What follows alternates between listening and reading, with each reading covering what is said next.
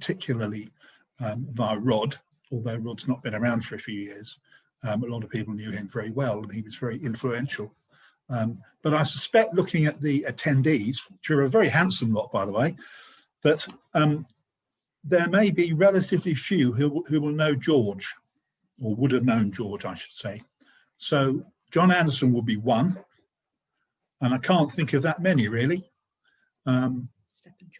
Plenty more, of course, would have known who he was. So I'm going to do a bit of a sort of run through some notes I've got here, really. So you won't have any slides to look at for now. You'll have some later. But I just wanted to sort of do a bit of an introduction, particularly on George, because obviously he's the topic tonight. This, by the way, is the cover and the back cover of the book, which I think I'll quickly zap through now, so that's done. When you're writing a book, when you're involved, you wouldn't believe the problems we had getting the right front cover and back cover, because with George, of course, it's an individual person you're looking at. That person has to be the subject, certainly, of one of the covers, if not both. And the one with all the churches on was a masterstroke of mine, actually, which is pretty unusual. Doesn't happen very often.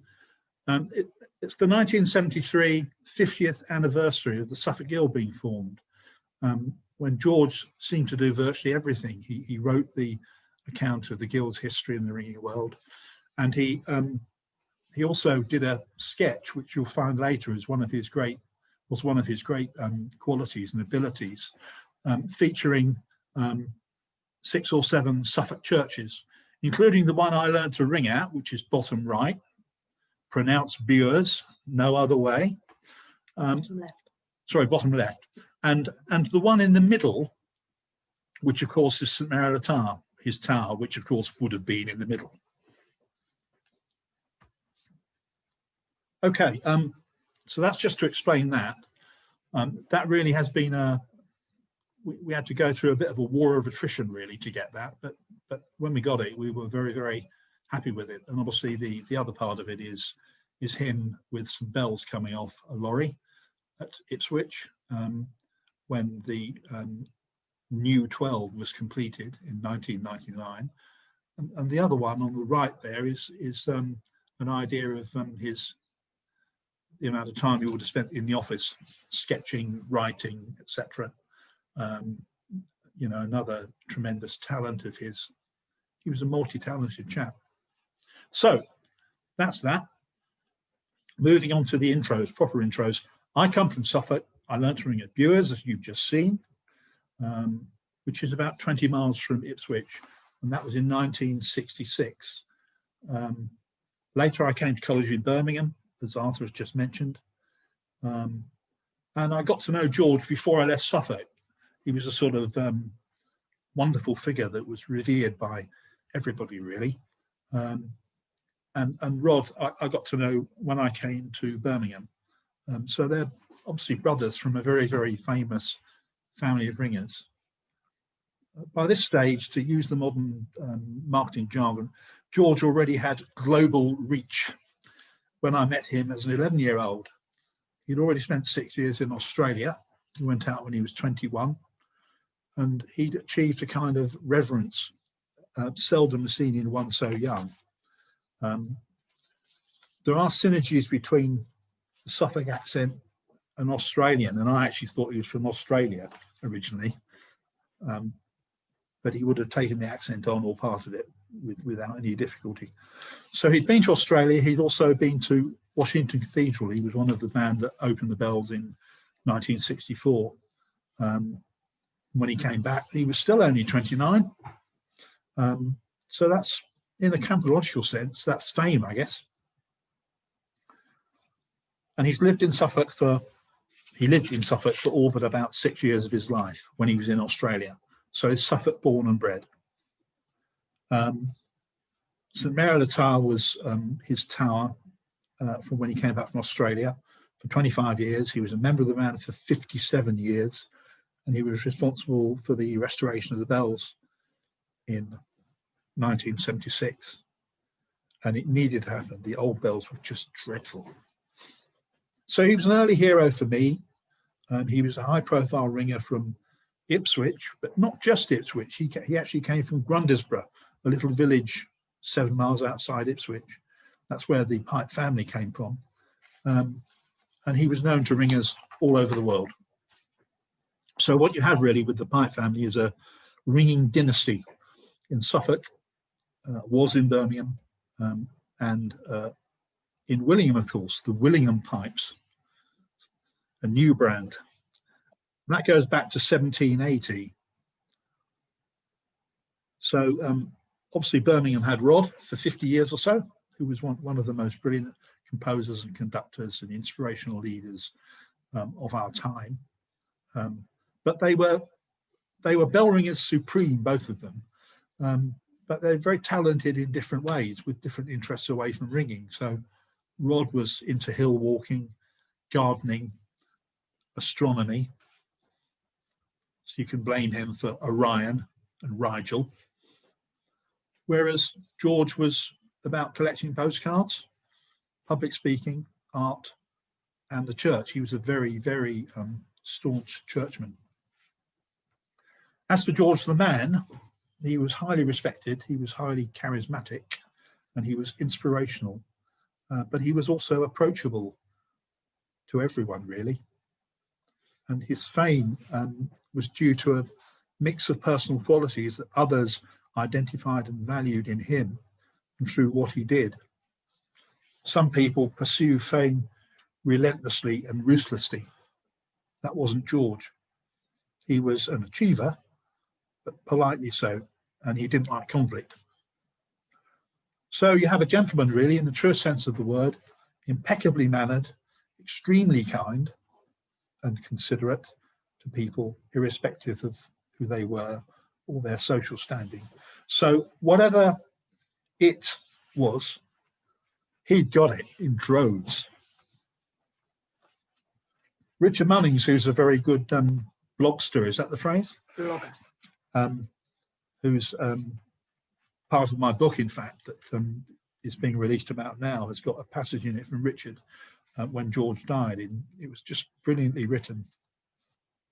And Richard said, it's important to stress just how much he did for ringing locally, nationwide, and globally, and what a gem we had in our midst. And the other thing that George always acknowledged was the support he had from his family, particularly Diana. And well, I never minded quid. I wouldn't mind 50p for every time he said, I couldn't have done it without Diana, who was his wife, of course. Moving on to the book, which is slightly oddly titled, Shake My Hand and I'll Show You the Ropes. A biography of George Pipe. You've probably seen some of the advertising in the ringing world. How did that emanate? How did that happen? Well, by 2015, George was in poor shape, really. He was approaching 80, and he felt it was time to get this done. So there was a bit of hedging around retirement, which was me, really, because I was about to retire, but I wasn't confident about taking this on. I thought I had a lack of time and I wasn't an author and all that stuff. But then I thought, well, why would I not do it? Because the alternative would be facing up to the idea of possibly getting an inferior product delivered by someone else, when I knew I could do it and do it well. So I decided to take it on. The shake my hand bit, for those that don't know, is because George has always been a very enthusiastic handshaker. Whenever you meet him, the hand will come out, and there it is, George Pipe, he would say.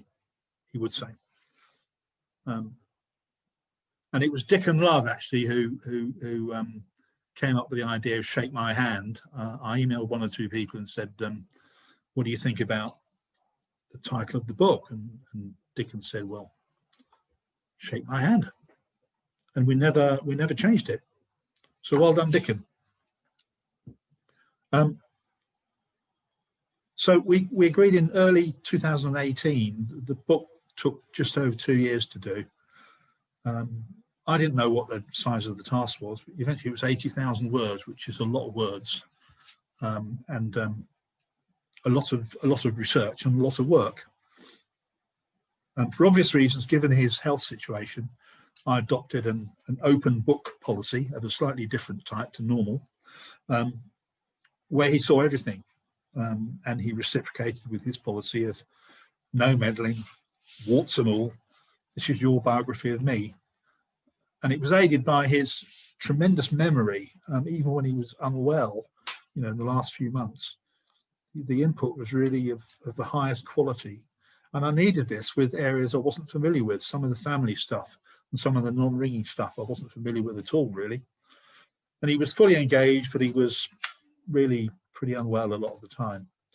The source material was mainly 7 peel or scrap books, packed in several removal boxes of ephemera and a lot of glue, because as someone who liked to keep records of things, going back historically, glue was the stuff you used to make sure it went in the binder.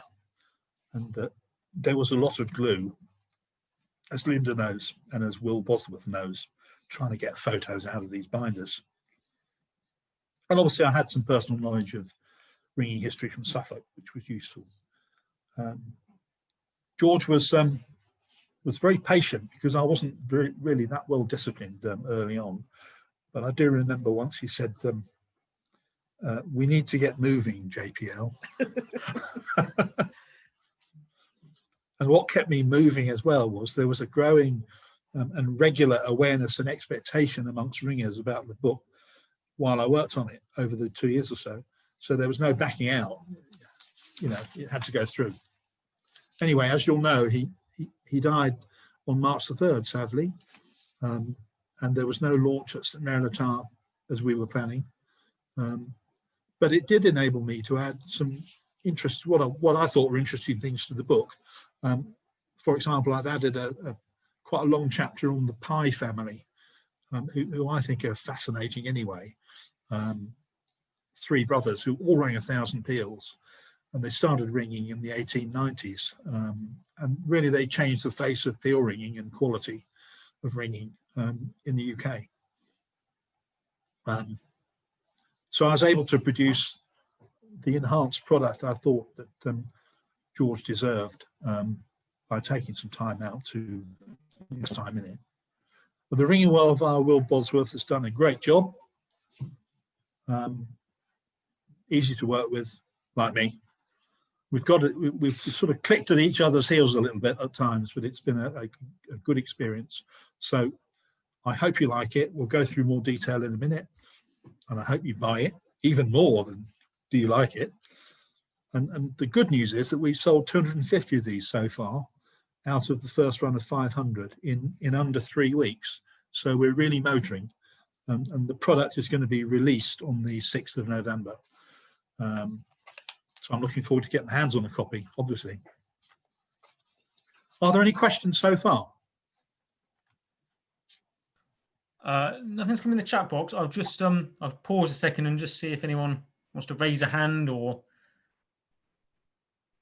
dash anything in the chat box. No, I think we'll carry on if that's right, John. I think they've already been chatted out by me, perhaps. Not at all, not at all. That's an interesting start. Okay, so we'll move on now to the slides. Oh. Hang on. Operator error. Here we are. Now, you need to work out which one's George, and the one on the right is his father, who's Jim, Cecil W. Pipe, and the lady on the left is his mother, who's Dorothy Mitchell, and the guy in the middle, obviously taking all the limelight as usual, is George. And they just don't do gowns like that anymore, do they? Go back. Yeah. Dorothy Dorothy and Jim later divorced fairly soon afterwards, in fact, and a few years later, Jim remarried, and the person he married was a lady called Sylvia R.E. Bowyer, who was a very accomplished ringer from St Mary le Tire in Ipswich, and she was Rod's mother. There's a photo of her later. Thank you, Linda. Now, what do you think? That is the St Mary le Tire band in all their finery. Well, some of them have got finery, haven't they? On their annual outing on the Charabanc, and that pub, the Inkerman, is still there. And I reckon the most important bloke in that photograph is the driver, who's Mr. Mayhew, the bloke on the right at the bottom. He probably owned the Charabanc as well, I would think. Some very, very famous ringers on there, because in the 1920s particularly, you'll see a billboard a bit later showing the sort of things that they were doing at Ipswich, and they were the leading 12-bell band in the country, but they look like a bunch of ordinary blokes.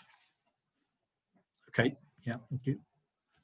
And this is a guy called Frederick J. Tillett. He worked at the same place as George went to work at, actually, which was an agricultural engineering firm called Ransom, Sims and Jeffries in Ipswich. And he was obviously into pigeons and various other male things that were guys got interested in at that time.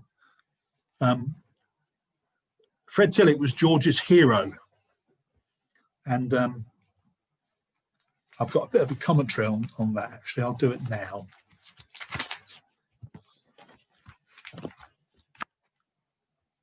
No, I won't. I'll do it later. Save trying to find it, not finding it. So, and he had a son and a granddaughter, and the granddaughter was the youngest person to ring a peal at Maximus at the time, in 1933.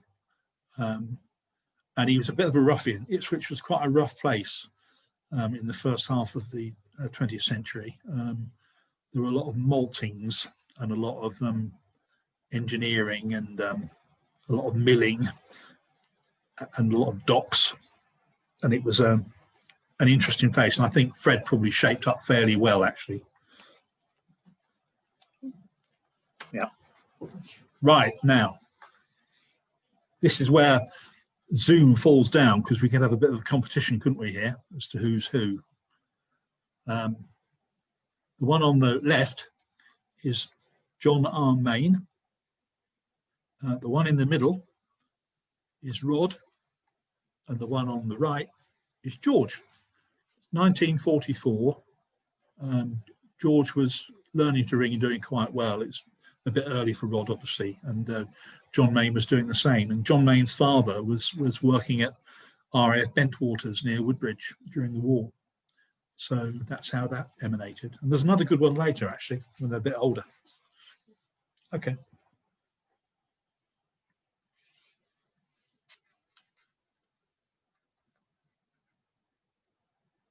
These guys are the Bailey brothers from Layston. You've probably heard of them before. Layston is where Sizewell is. Sizewell is the nuclear power station. And 11 brothers, they rang quite a lot of family peals. And they also rang a peal of 7/6 on handbells, 6 brothers. And they all had the jobs of the time, really, because there was a massive employer in Layston, employed about 2,000 people, called Garrett Engineering, which was agricultural engineering, the same as Ransom's that Fred worked at. And they all went to work there. There was always a job for them.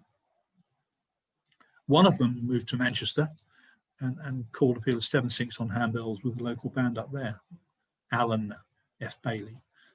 So interesting. Don't get them like that now, do you? See what their jobs are.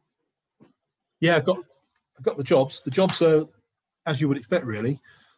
Boiler makers, painters, a gear cutter, blacksmith, carpenter, fitter, maintenance engineer, and one who escaped and was a farm worker.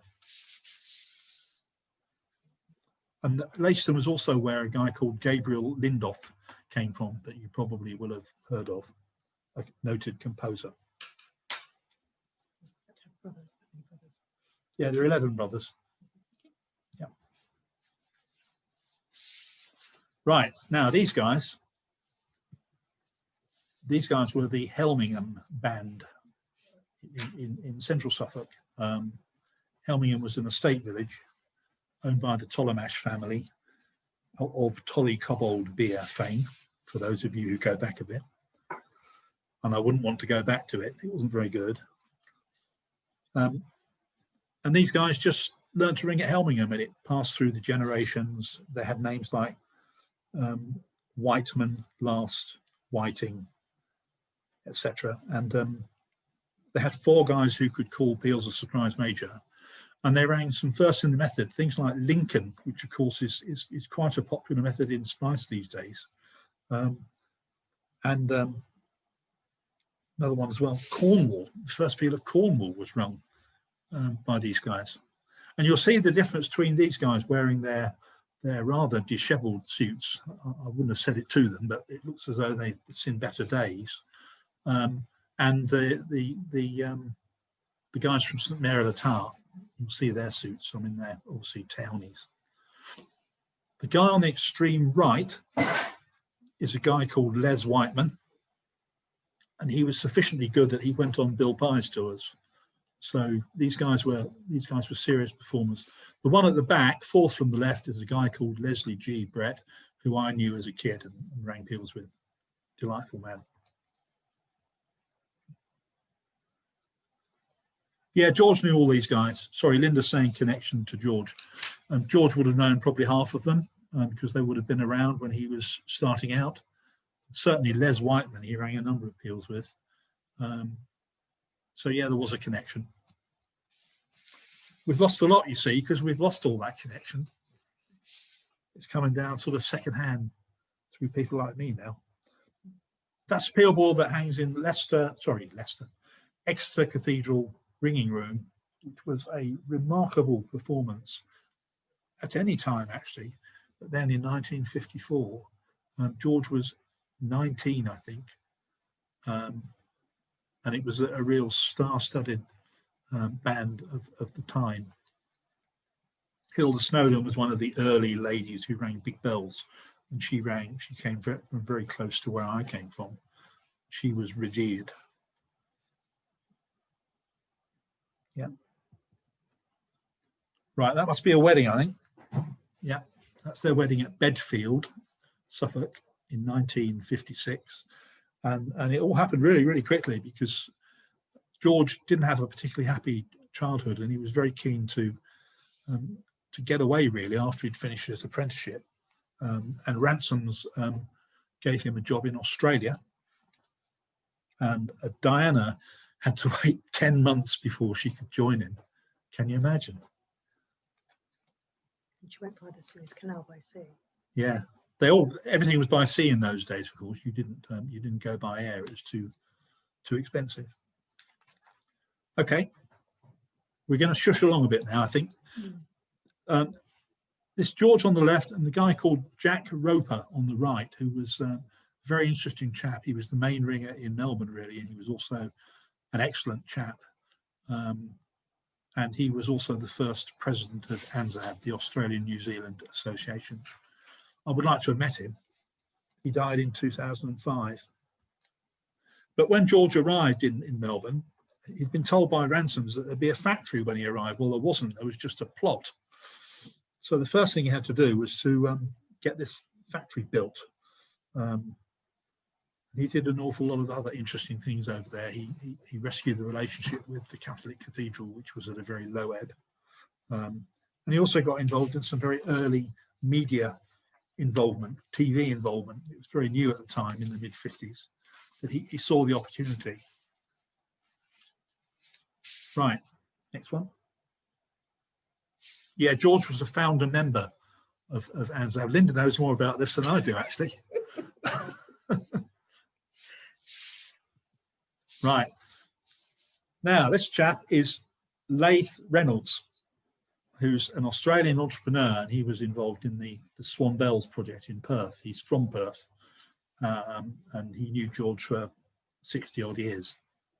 And the reason he got a smile on his face is because I just said to him, Laith, George keeps saying to me that he doesn't want it to be all about ringing. So he's just lifted his head and let out a guffaw. And he said, it was always ringing 60 years ago, mate. I don't think it's going to have changed at all. So that was Laith. And this is Great Adventure 1, the covers of Great Adventure 1.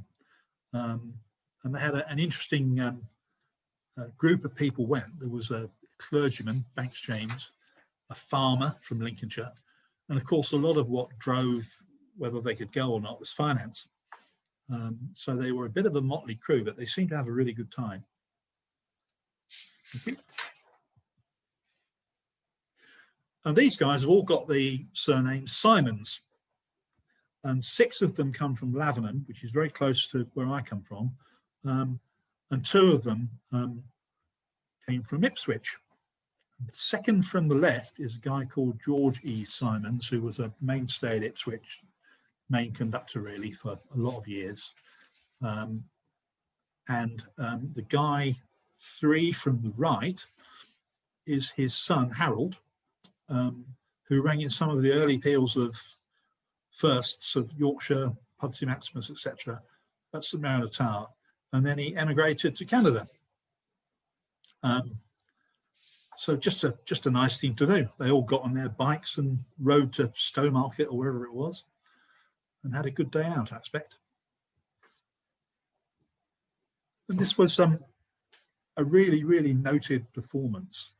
It was the greatest number of methods rung to appeal, 1966, and it was rung at Ashbocking at Suffolk, which are a delightful modern Taylor 6. And they had quite a lot of attempts, 7 or 8 attempts to ring going up the method numbers, and they got to 148, and they broke the existing record, which was by an Essex band of 145. So that was quite remarkable. I remember seeing that when I was learning and thinking, I only ring 3 methods, and they ring 148. How did they do that? Okay. Right. Okay. So you probably worked out which one is George. He's the one with the biggest smile, George Pipe. And then the guy next to him is a guy who was in Birmingham actually in the 70s and maybe the 80s. John will know who he is. He's probably worked out who he is. Still got a big beard. His name is Barry Hendry, and he lived in Suffolk, and I rang a bit with him. He was a nice chap. And then the guy on the right in front is a guy called, you saw him earlier, George E. Simons from Ipswich. And that was his 74th wedding anniversary and 97th birthday, that peal on handbells.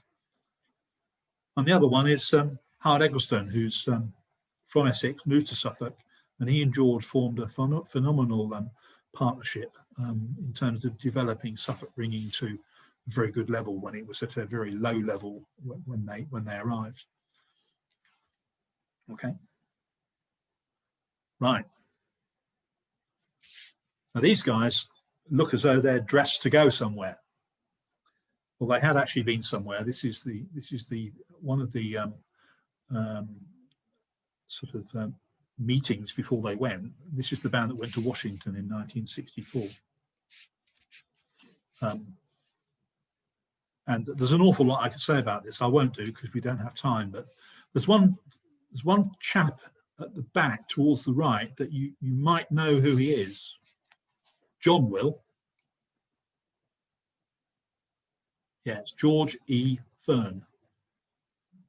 And he was a remarkable ringer. George Pipe on the extreme right, and the rest I won't go through in any detail. But they were all members of the Ancient Society of College Youths, just the way it worked out, and led by John Chilcott, who's in the middle. And the Americans requested that the 10th ringer should be a guy called Harry Parks. He's 4th from the left there. and he was a member of the Cumberlands. So they didn't ring a college use peal. So there you go. Yeah, I mean, for George, it was a huge honour to be invited to go at 29 or whatever. Fantastic. They had a White House reception. I don't know if it was in the main White House, but it was a White House reception. Lots and lots of social things, lots of PR. George and Frank Price, second from the left, were on the radio, etc. So it must have been a fantastic experience for them. Now, that chap in the middle, his name is Wilfred Williams, and I can guarantee you that there'd be a substantial lobby for having him medically examined in some way before he underwent that sort of treatment, but he looked as though he was enjoying himself. And that's Diana Pipe and Jill Fielden, as is now, was Jill Pipe. Looks like Wilfred had a good birthday. And there's our man, as on the cover, looking a bit pleased with himself. And he should be, because it was 13 years worth of endeavour went into that. Into what? Into the restoration of the bells, Linda. Yeah, we just need to say it because people don't know. Okay. Yeah, the bells went from being a dreadful old 12, 1866, they were last touched, to being a modern 12 in 1976. Yeah, thanks, Linda. And this, just for reference, really, this is one of the things you'll find in the tower. It's a bit hidden out the way, but it's the record of the first peal of Cambridge Maximus ever rung in 1908, and there were 9 members of the St Mary le Tar band. If you look, you can see 3 was G.R. Pye, that's one of the Pye brothers. 5 was Bertram Pruitt, who must have been one of the finest ringers who ever lived, according to what's said about him. And then the 9th was William Pye, and they rang it at second attempt. So a remarkable achievement. And here they are. They look a bit different to the Helmingham boys, don't they? So that's the St Mary le Tar band, and I won't go through too much detail on it. But the guy on the extreme right is Robert H. Brundle, who rang the tenor to the first peal of Cambridge Maximus, and he rang his last peal at the age of 87 on 12 at St Mary le Tar, which I think is pretty cool. And the guy in front, Sweet. the guy in front on the right, that is, of course, Frederick J. Tillett. Got to give him a mention. And there's a guy right in the middle at the front. His name is William P. Garrett, and he was the first person to ring 100 peals of Maximus. And the guy second from the left in the middle is a composer that you might have heard of possibly, and his name was Charles J. Sedgley. He was an active composer when I was starting out. Okay, thank you. They didn't dress up quite so well in 1982, did they? As you can see, a thriving band in 1982. And a lot of teaching went on, and they rang the first peal of Bristol Maximus with a practice night band 6 years after the bells went in. So that's quite remarkable. I wanted to get the handwriting in because it's a bit good, isn't it? And I thought the best thing to do would be a peal record, and you get plenty of it. So that's George's handwriting. And of course, his peal book is handwritten as well. And obviously, he was a decent ringer to be ringing that sort of stuff. Okay.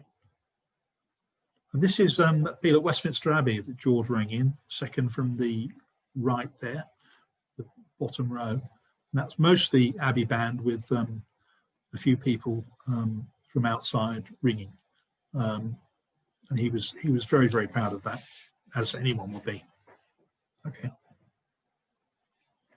Now, that's Alison Regan, Alison Surrey, as was. And the reason she's giggling so much is because she's at Linda's 50th birthday party, and they always used to get out of control when they got together. So that's all that was happening. And of course, sadly, Alison died in 2012. She was the most divine ringer, wonderful ringer, heavy bells particularly. Okay. Oh yeah, sorry, Linda. Why is she featured in the book? She's featured in the book not just because of the birthday party, but because George. I won't give you the comments now. I don't think I've got them, but George made one or two very favourable comments about her ringing, how she was 7 stone and how could she ring so well when she was only 7 stone ringing our tenor at St Mary Tower, but she could do it. And that's George's 1000th peal in 1992. And there'll be one person on there that you probably won't recognise him actually. His name is Cliff Barron. He's 5th from the right.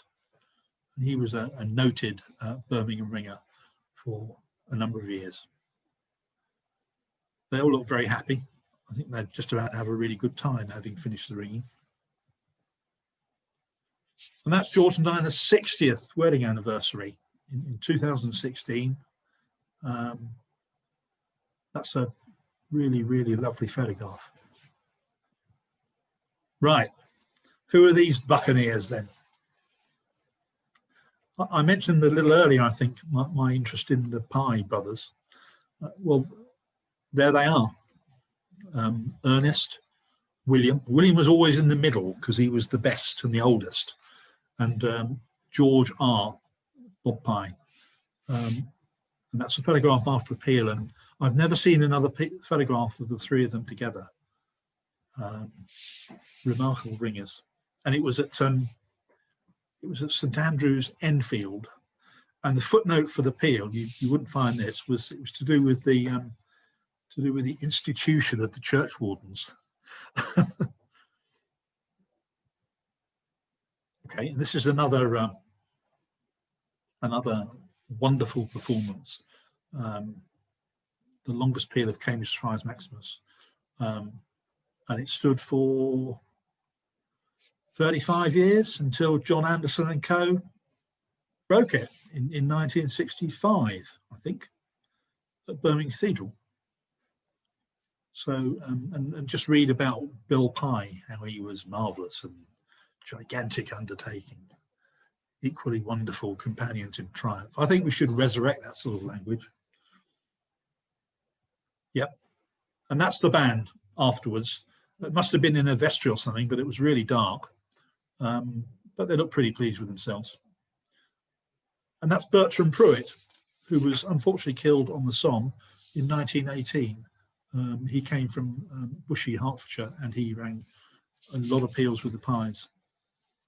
He was also a professional. He worked in government and went to King's College. He must have been a nice chap, I think. Yeah. Now, this peal board was dedicated by the president of the Central Council in 1936 at St Mary le Tower. I'd like it to be a little clearer, but it isn't. If we had a bit more time, we could look at one or two of those early shots and see that, you know, these guys were ringing in all these peals and developing the band as they did it. Quite remarkable, and it's quite a thing to behold, actually. Okay, and that's for the 100th anniversary of Cecil W. Pye's birth. And that's my only appearance in the book. Second right, just in case you're wondering. And that was also notable because you can see David there, and Rod and George and Diana. George had packed in peal ringing for about 6 years before that because of various aches and pains and not feeling much like it. And he said that they sort of bullied him into coming back to ring this peal. And you can see the tablet, the gravestone in front. It couldn't have been that bad because he came to ring another 150 or so until he stopped. So it's always possible to come back if you're good enough, and he was. Yeah. Yeah, I put this in because it's an illustration of his ability art-wise. Haram's a small village in Suffolk up the A12 from Ipswich, and they were raising money for their bells for quite a long time, I think, back in the 2004-5 probably. Yeah, it's 2004 is the photo.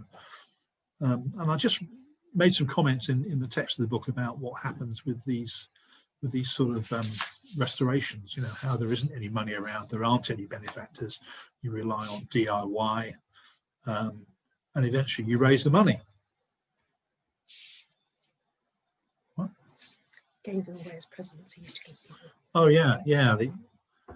Good job Linda's here. And he used to give away this sort of work as a present, and you get it not even expecting it. So he was remarkably able art-wise and remarkably generous as well. This is a group called the Veterans, as you might work out, 1966, and it was started by George's father, Jim Pipe, and it was an annual do at Debenham, normally, for these guys who'd been around a long time. They were retired, they used to come along for a good afternoon out, and they used to get a bit pampered, I think. And of course, George, with time, became a veteran. That's the celebrate the life of. Unfortunately, of course, no one could really go to it. But it was nicely designed with the ropes. Well, we don't know where it is. I think it was the funeral director who designed it. Thank you. Right. Sorry, these are all a bit out of order because it was never chronological anyway, and it's less than chronological the way I've reduced it. That's Rod, John Mayne, and George Pipe, 48 years on from that 1944 shot. Right. This is 1961 when George and Diana were home from Australia came back for 3 months, I think. They'd had no holiday for ages. So there's Jim, bottom right, with Sarah, their daughter. George, bottom left. Sylvia above George, Jim's second wife. And Diana, top right then. And obviously Rod was going for it that day. A nice, happy photograph in the garden at Crunsborough. And this one is the first ever appeal for ANZAB, which obviously George did a number on this one. We've got Tom Goodger's home, where it was run, and then we've got an appropriately designed Peel record on the other side. They worked so hard to the association, those guys, and there were difficult times along the way as well, but eventually they got the job done. And this is the Washington Peel. This is the detail of the Washington Peel, which was given to each of the band by the cathedral authorities, the dean, in fact, there. So you can see where they all came from, what their names were. They were pretty famous, and they came from 10 different dioceses as well, which was one of the ways of making sure there were no issues. But there were a lot of issues, actually. There were letters to the Ringing World and all sorts about who went. Peter Staniforth, someone wrote to say that Jill Staniforth should have rung instead of Peter because there wasn't a woman in the band. So there we go. I mean, no comment. Okay. And this is something that he designed for the Ancient Society of College Youths. It's got the various tiles at the bottom there. And it's a 50 years membership certificate that's now part of the convention of the College Youths now. It's valued, everyone. John's got one, look. Yeah. And so, you know, it's just innovation. It's sort of doing nice things that people will appreciate without there being a price attached to them. So that's been very, very successful, and they all traipse up and get their certificates. I don't know if John did that, but I've been to college use dinners and they have to go up, and some of the guys are in various states of disrepair, and they only just managed to get up there. I think actually George struggled a bit when he was faced with the slightly odd situation of going up to collect his signed certificate that he had actually designed. That's pretty cool, isn't it? And then, of course, he did the same for the Cumberlands as well. This is one of the 3 sketches, pen and ink, for the Cumberlands' 250th anniversary in 1997 that he did. And of course, Diana is a member of the Cumberlands, so you've got to be even-handed in your treatment. Just some more examples here of his artistic ability. This is the Central Council 2011 centenary celebrations, and he put these in. They're all on different mediums, or in different mediums, and they just demonstrate huge ability, really.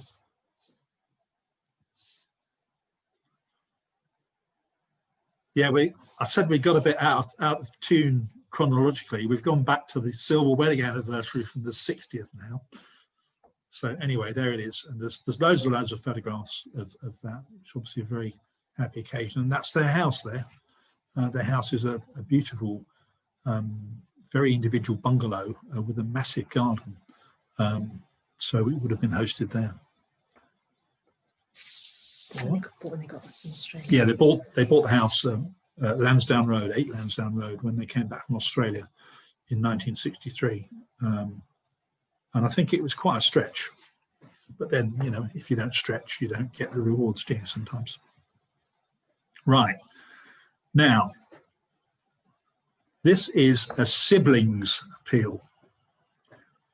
Mostly brothers, but then they ran out of qualifying brothers, so they brought Linda and David in. So I will tell you who these guys are, shall I? It's Graham Paul, David Rotherer, Alan Paul, Phil Rotherer, Rod, David Garton, George Pipe, Linda, Robert Beck, Peter Randall, Adrian Beck, and Jeff Randall. And since Linda has spoken to David to ask him if he would prepare himself better for important photographs. And that was at All Saints Worcester. Yeah, that was at All Saints Worcester, the venue of choice for those sort of things. 8 and 10s as well. Yeah, they rang appeal on 8 as well at Wickham, Northamptonshire. You know, time moves on. Frank and Dick Bryce were in that appeal, and of course, Frank had died by then. Right, this is an interesting photograph. It's you've got the Norman Tower at Bury St Edmunds Cathedral, which is a Norman Tower, and then on the right-hand side you've got the new tower that was built for the millennium. That is a massive thing, very, very imposing, and you can see it from the Bury bypass as you come through. And I think the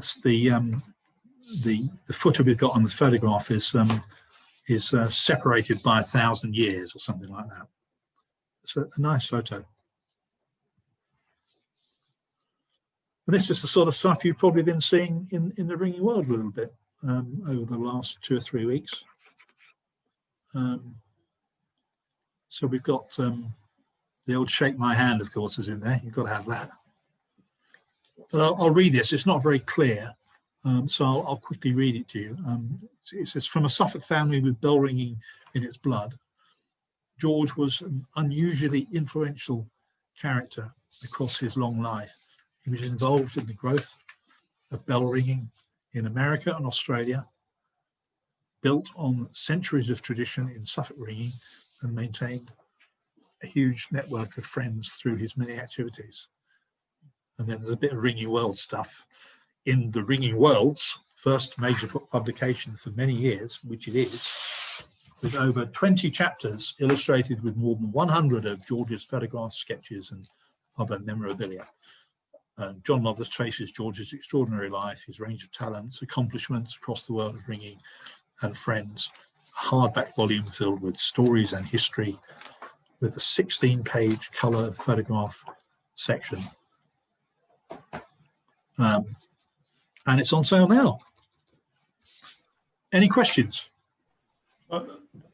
First of all, thank you so much, John, for giving us, I guess, a taster really of what's in your book. And you know, if it's anything like you just presented, it's going to be a delight to read. Is there? So that I just wanted to make sure people knew how to get it. They get it from the Ringing World, do they? Yeah, get it from the Ringing World. Shop .ringingworld.co.uk, I think. Yeah, I think we can probably get a link if the Ringing World are happy. Yeah. We'll put a direct link on our website as well. Yeah. I suspect.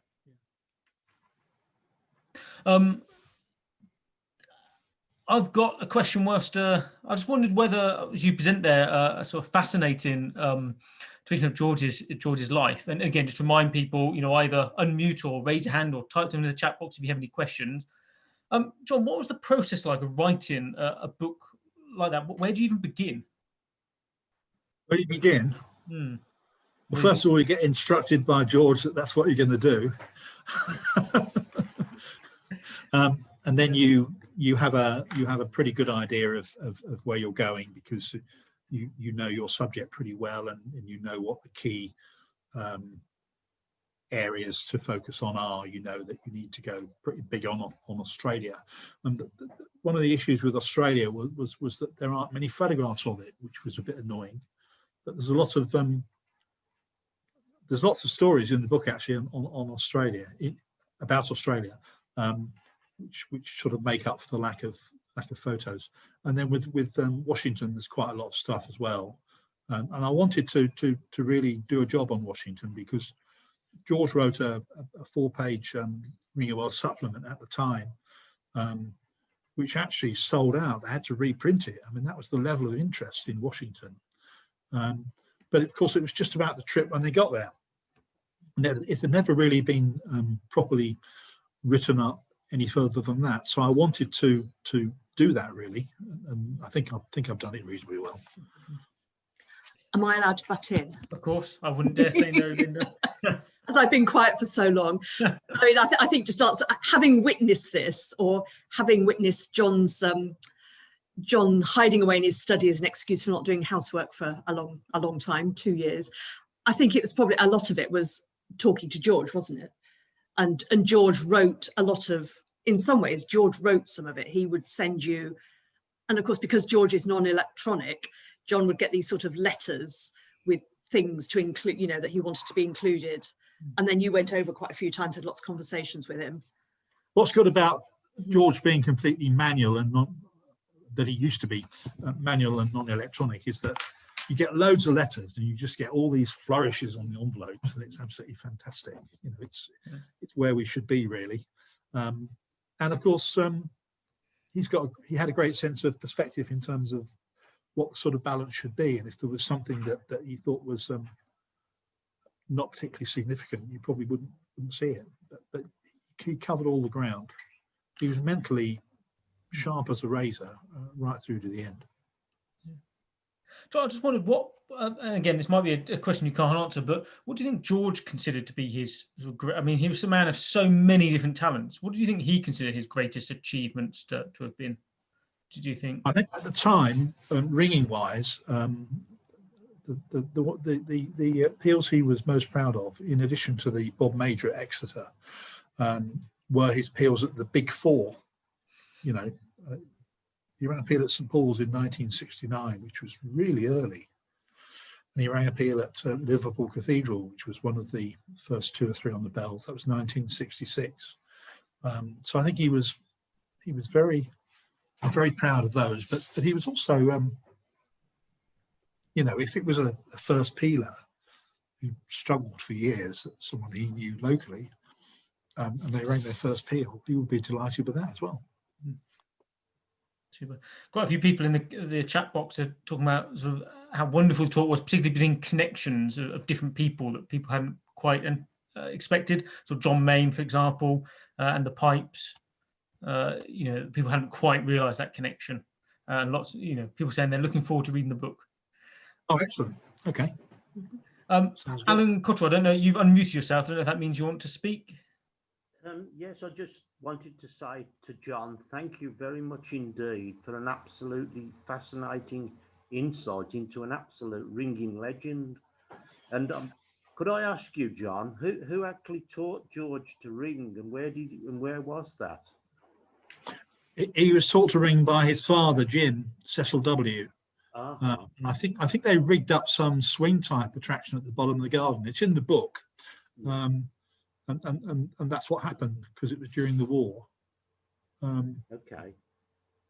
Yeah. So if I want to find out anything else about George, I've got to go and buy the book then. Absolutely. Yeah. Reading it is not enough, is it? Thank you very much indeed, John. We can't give all the secrets away, Alan. I don't need to buy the book now. Yes, you do, John. I already have, unfortunately. Oh. Unfortunately, John is supposed to be helping us out here. I was too early. Oh, that's good. That's what we like to hear. Yeah. John, any? Oh no. Okay. Yeah. As I say, any other questions? Please raise your hands. John, you said you haven't structured it chronologically. I just wondered how you had chosen to present the book. Then is it? I've sort of done it thematically, really, because it's just the way it sort of worked out. I mean, when you put these historical lumps in, they stand alone, but they do link to other things. The other thing I've put in is I've put in some dynasty stuff, only 2 or 3 pages, because they are a dynasty at the end of the day. Still, even more so. Yeah, and of course Birmingham has such a strong connection with the Pike family, and it still does today, which is is a very special connection, I think. It said to me that I needed to make very clear that there was a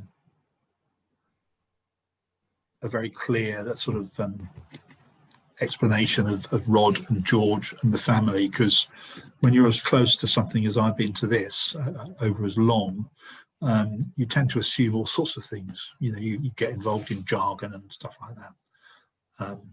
So that's what I wanted to do. You'll find also actually, it sounds a bit idiot-proof, doesn't it? But it's actually there's actually a page on ringing jargon for people who are misfortunate enough to be non-ringers who get hold of it, so they can have a look and find out what a peel is and what a bob is and all that kind of stuff. It's fairly straightforward. There isn't loads of it. Will Bosworth wanted more of it, actually. Within Suffolk, George was very well known, had a lot of connection with Bury St Edmund's Cathedral and so on, and a lot of sort of historic churches stuff.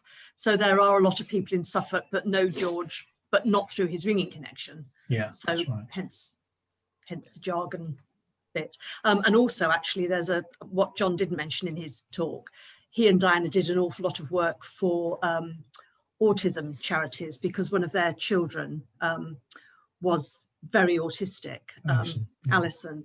So there's a chapter in the book about the work they did for the East Anglian Autism Trust, I think it's called, and which was very sort of pioneering in its day when that happened. So that's another sort of theme in the book, really, which obviously not ringing, but yeah. I mean, I didn't ring many peals with George early on, and the autism and Alison was probably the reason, actually, because he just wasn't around when he ceased being ringing master of the Suffolk Guild in 1969, I think it was. He just took a break, and it was about the time when the Alison thing was, she'd been diagnosed, and they just focused on that, and then they did the fundraising. It's remarkable, really. Well, as you say, George had so many different interests and areas of his life that ringing obviously was an important part of it. But I think sometimes we forget it's not just ringing. Ringing doesn't just define us, doesn't it? It's It's question to Laith Reynolds about it not being all ringing. Yes. Whilst the chat was on very, very quiet, I'll just do a quick sell for next week, if that's okay. Yeah, Next crack on. Wednesday, we have our second, actually, sort of joint talk with the Central Council. So Alison Hodge has helped to organise next week. We're going to focus on safeguarding, delivered by Dave Basford and Anne White. So hopefully people can join us for that.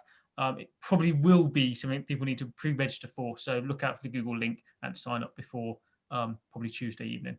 Okay, so hopefully next week, 7 o'clock, as always. If there are any last minute sort of raising of hands or unmuting or anything, do so now, John Anderson.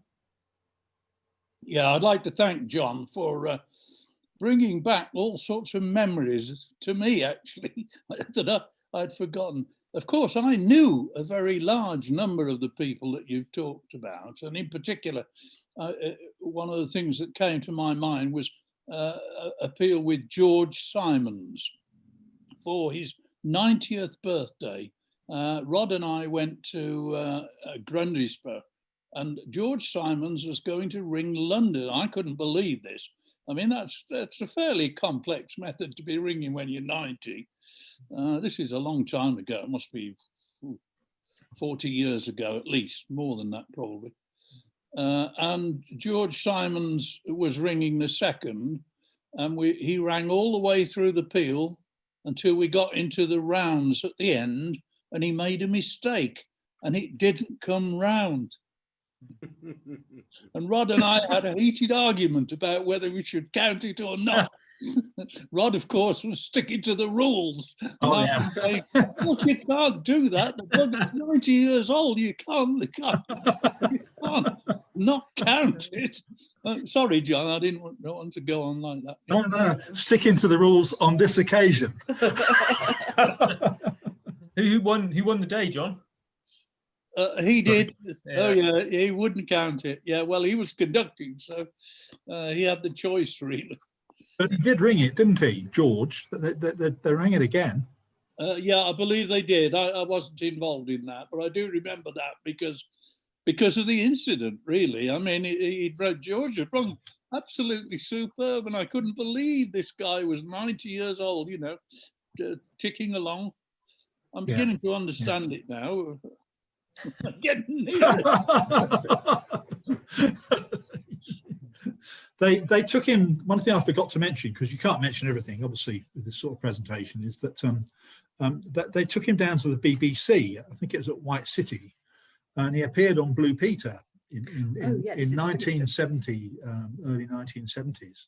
I don't know who the host was, the presenter or anything, but George drove him down and he was interviewed, and they said that his lucidity and power of recall was quite remarkable. Is this George Simons? Yeah, George Simons. And then they got along Mike Morton and Bill Cook, and this was sort of pre-arranged to ring some 7 triples on handbells, so he did that as well. And then the other thing that happened was that the next turn was an elephant coming on, and apparently the first thing the elephant did was defecate all over the floor. Oh no. They work with children and animals, don't they say? John and Linda, thank you so much for coming along tonight to talk to the Guild. I think it's been a really fascinating insight into a fascinating man. You know, I think we really appreciate it, and I hope, and I'm sure you have inspired, you know, people here tonight to buy your book. I say we'll get the recording up online, and I'm pretty sure we'll have to get the direct link to the Ringing Wells shop on the line as well. I think so. Hopefully we'll make that easy for people too. David's got his hand up. Oh, Dave. No, has he? I think. Is that David Baverstock? Yeah. Oh. No. No. Just an involuntary movement. Was that a hand up or anyone else? It's nice to see you all, guys, especially those whose names only can I see and I can't see faces. Stephanie, you finally come to life. It's good to see. Super. All right, thank you ever so much. I will I'll call it a night. Okay. Nice to see you. Bye everyone. Cheers. Bye bye. Bye bye. Hi, yeah, going down.